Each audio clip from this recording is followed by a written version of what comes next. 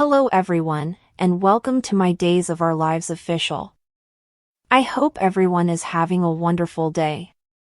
Before we begin, please hit the subscribe button and give this video a thumbs up.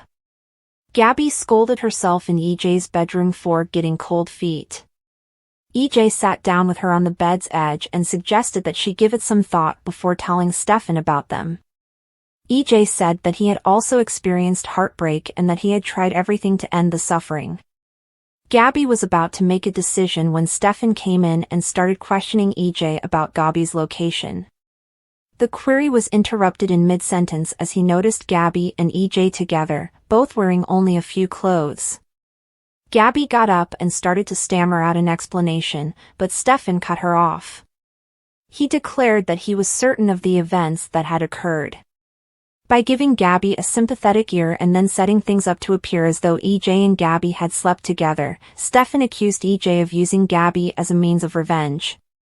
When EJ casually said that it had been the other way around, Stefan insisted on understanding what he meant. Stefan didn't want to hear EJ try to brush off the remark. Stefan begged Gabi to go so that they could resolve their differences. Gabi consented, but Stefan saw him surreptitiously shoving some of Gabi's things under the bed before they could leave. When his brother attempted to step in, Stefan violently shut EJ down and yelled at Gabi to clarify if the things were indeed her clothes. Regaining her composure, Gabi acknowledged that she had slept with EJ. Stefan paced the room before taking a furious glance at EJ punching his brother in the face. He strode up to him. Enraged, EJ hurried over to his brother, promising Stefan he would pay, but Gabi stood in their way.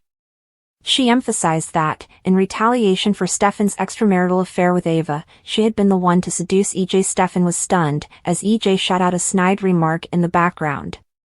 Stefan slapped him again, and EJ went to fetch some ice for his face. Stefan confronted Gabi about the infidelity, and she started crying. He informed her that she had succeeded admirably if her intention had been to ruin their relationship and him. He questioned icily whether she was happy now. Stefan revealed that the night before, he had knocked on Gabi's door and asked for another opportunity. Gabi, meanwhile, had been lying in EJ's bed. He admitted that he had committed a drunken mistake, but he described Gabi's behavior as calculated and premeditated.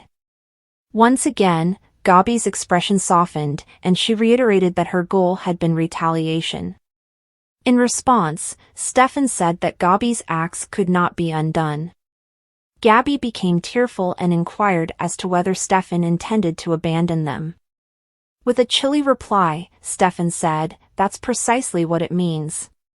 Shaken, Gabi confided in Stefan that she'd been having second thoughts and had thought about lying to him to save him some hurt. Gabi, however, was relieved that Stefan had found the bedroom by fate. Gabi was reminded that Stefan was an ass and that she had no right to feel sorry for him. Gabi growled, "And your brother's better in bed than you are," when EJ came back into the room. Stefan aggressively shoved past his laughing brother and declared that EJ and Gabi deserved each other. Gabi flinched away from EJ's attempts to console her and ordered him to stop touching her. She withdrew to a corner of the room and started sobbing softly. Abigail called Mark from the Mara mansion downstairs, reassuring him that everything had been going smoothly. She turned to talk to Stephanie about their next step in the plan, but Stephanie was already at the doorway. After hanging up, Abigail made an awkward introduction to Stephanie, who revealed that Abigail was her cousin. Given that Abigail had informed the other caller of a plan's next steps, Stephanie questioned whether she had disrupted a crucial conversation. Abigail stated that she was shocked to learn that Dr. Johnson was Stephanie's mother, even though she had been discussing a treatment plan with her doctor. Abigail acknowledged that she was having trouble keeping track of all the ties she had with locals. She made the suggestion to Stephanie that there were other persons that she and Stephanie shared in common besides Kayla and Steve. Abigail told Stephanie that she was aware that Stephanie had moved in with Chad and the children after receiving a perplexed look from Stephanie. Abigail was comforted by Stephanie right away that Chad had never forgotten his love for his wife, despite their best efforts to make their relationship work. Abigail asked how Chad was doing and replied that she understood. Stephanie acknowledged that Chad had been through a difficult time, and she had assured him that she would see Abigail. She revealed some of her cousin's deepest and darkest secrets to an enthralled Abigail. Stephanie told a story of an incident that happened when she was driving a race vehicle and got into an accident. When Abigail visited Stephanie in the hospital, she attempted to mend the rift between Stephanie and her boyfriend Max at the time. The best cousin and the best friend Stephanie had ever known, Abigail was described by Stephanie.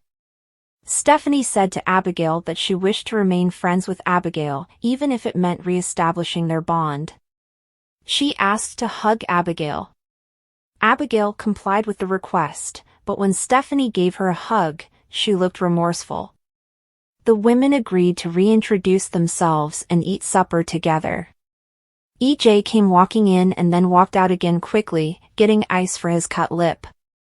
Stephanie revealed to Abigail when EJ had abducted her and locked her in a morgue drawer, and she hinted that EJ had likely earned the punch he had received.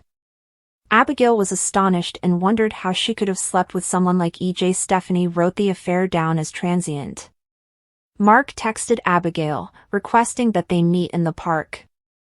Abigail said Stephanie farewell and made up an excuse to go. Over at Stephanie's house, a sodden Steve asked Kayla to stop making fun of him. Kayla disregarded the instruction. While Steve was explaining that he had an accident while attempting to fix Stephanie's garbage disposal, she offered him a towel. After seeing what Jack had gone through with Abigail, Steve acknowledged that he wanted to keep his family close.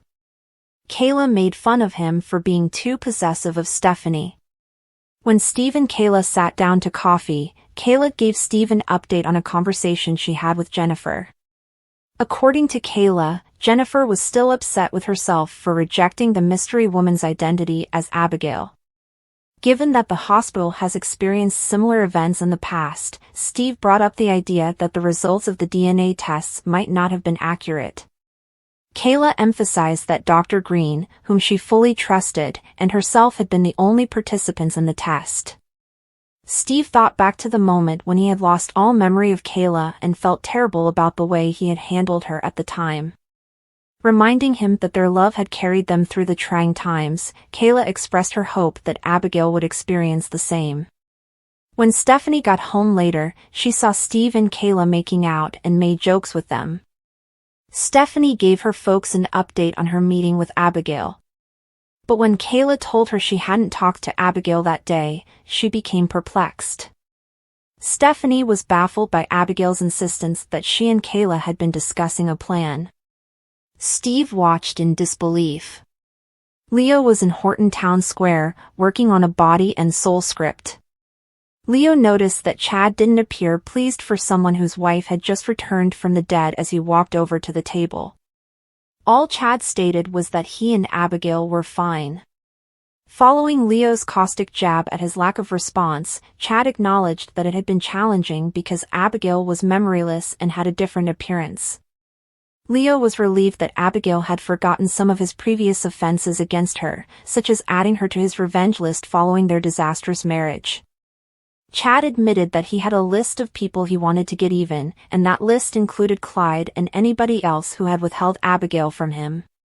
Leo began to badger Chad about where Abigail had ended up, but Chad retreated, explaining that it came with the territory to ask questions. Leo brought up Everett's memorial for a brief period of time, saying he had learned about it while seeing Stephanie to discuss a news release.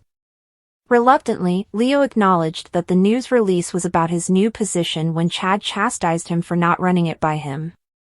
Chad inquired directly about Leo's intentions to leave the paper. Leo declared that getting to Headright was a dream come true, but he also acknowledged that it had taken over his life because he had to write 6 episodes every week for the entire year with no breaks.